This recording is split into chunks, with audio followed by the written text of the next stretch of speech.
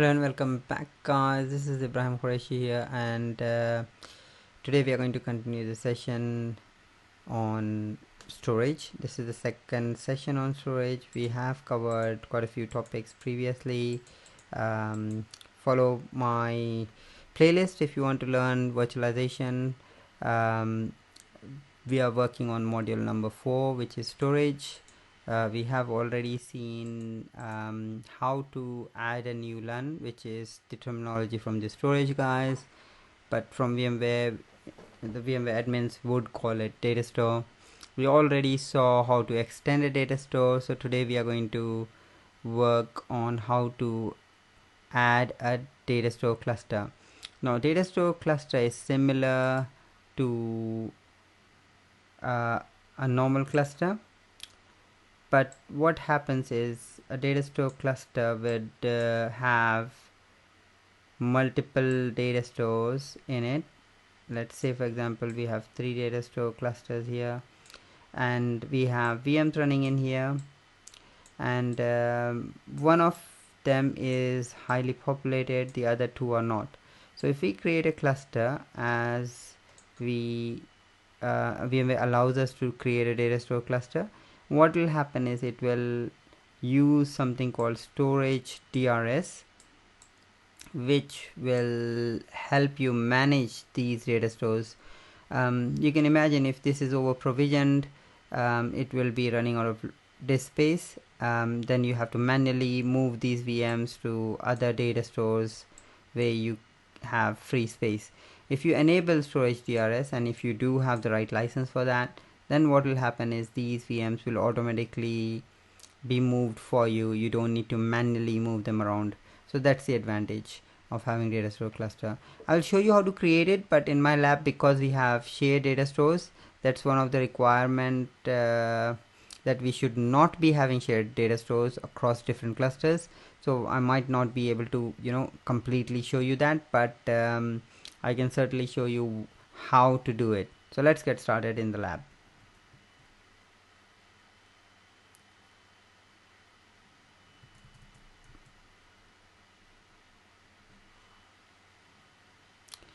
Okay, there you go. We have our lab here.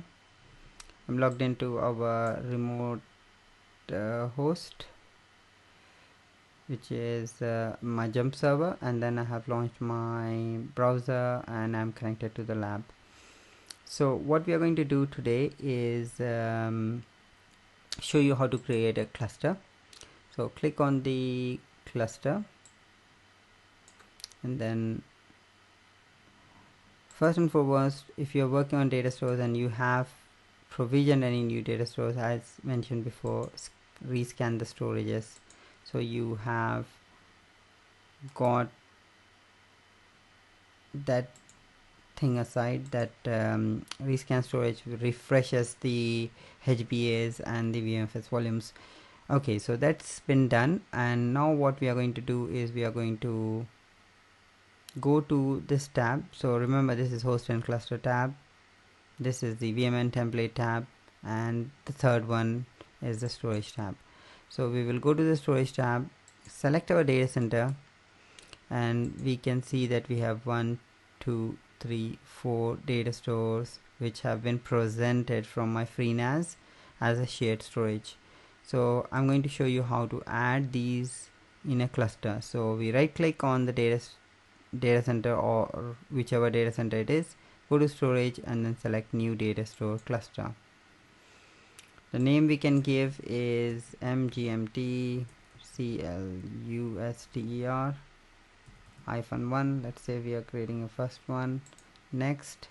Now notice here at the back we have turn on storage DRS. So this is that feature which I mentioned you just now, mentioned to you guys just now, where we create a cluster and storage DRS moves the VMs around for you. So of course you need to have the right license to be able to do that, and you need to select turn on storage DRS. If you do have the right license, you'll be able to do it like this, and then click next. You can select no automated manual moves, where you have to manually move the VMs around, or you can say fully automated, and then click next. Over here you can also see that space utilization is 80%. You can adjust that and say if it is over 50%, which is a bit aggressive, but you can at least set it to 75 or something like that. There you go, 75, and then click next. This is the cluster where this data store is going to be data store cluster is going to be created. So this is the compute cluster, the management cluster, which I am using. Click next, and then I will select the data stores which I want to add. So let's select that, click next, and that's about it. So we have this management cluster, and we are adding these two data stores.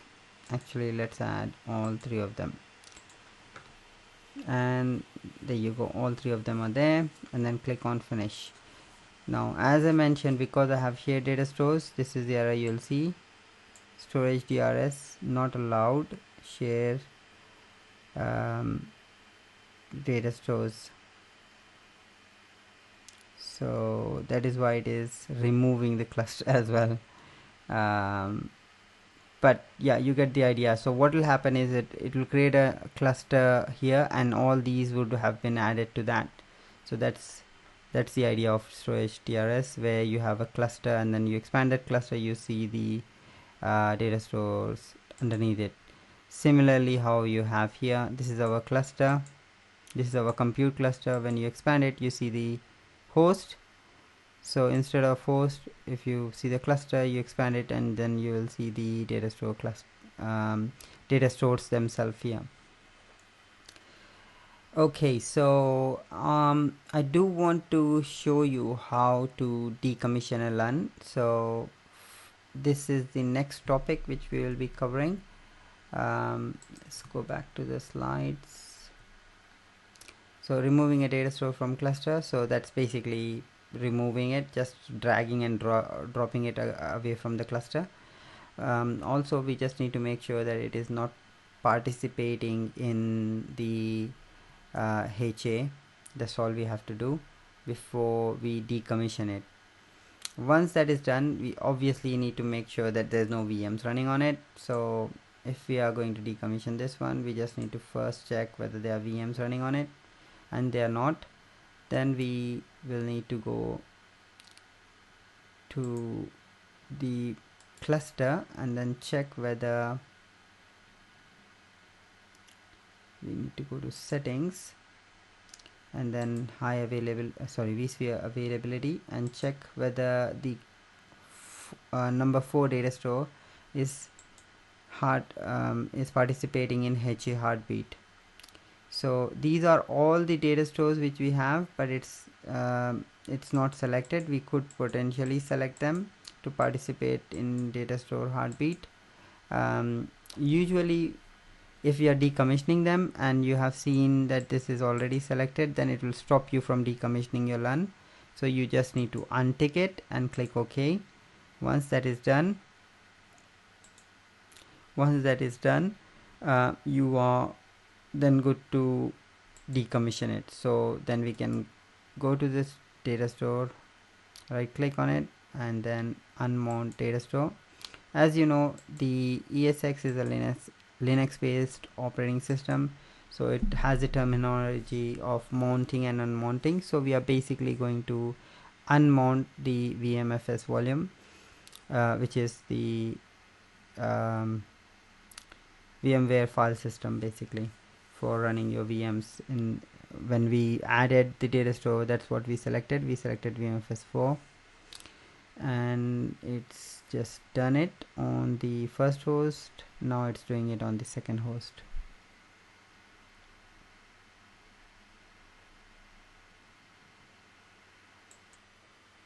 And there you go, it has taken some time, but now the operation for unmounting on the second host is completed, and we can see that it is inaccessible. We don't have any VMs here. That is why, of course, it didn't give an error message. If you have anything which is using your data store, even if some people basically what they do is they have logs, scratch partition created on the data store, and they save them on the data store. So if you are decommissioning a LUN, you need to make sure you point it to another data store, only then you will be able to decommission it. So just as an example, so anything which is running there will stop you from unmounting it, which means you will not be able to decommission it. So first thing, as I said, is first check whether the HA data store heartbeat is not using that particular data store, which we made sure as I showed you earlier. And then the second part is whether VMs are running.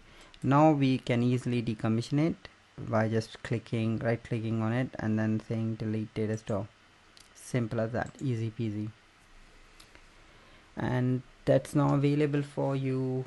That's now been decommissioned, and you can then let your storage admin know that you have decommissioned it from your VMware infrastructure, and then they can take it away, or they can just unprovision it from your host, which will then basically mean they need to do some work on their array to tidy up the environment and then remove that LUN from VMware. That's all for today, folks. Hope you enjoyed the session today. If you have any questions, you can always reach out to me on Twitter at Ibrahim Quraishi, and you can also drop me a message if you do have interest in learning this and you are struggling with storage and CPU and memory, the compute side of it. You can always ask me, and I have got a lab available for giving people who are struggling with resources.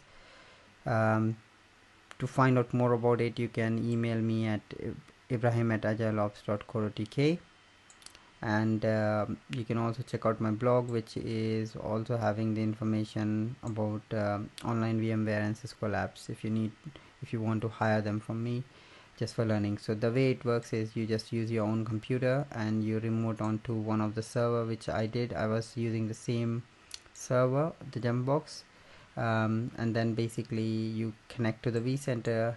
You'll be given 2 ESX hosts and storage array, and you can do your lab and you can practice it just by watching my videos.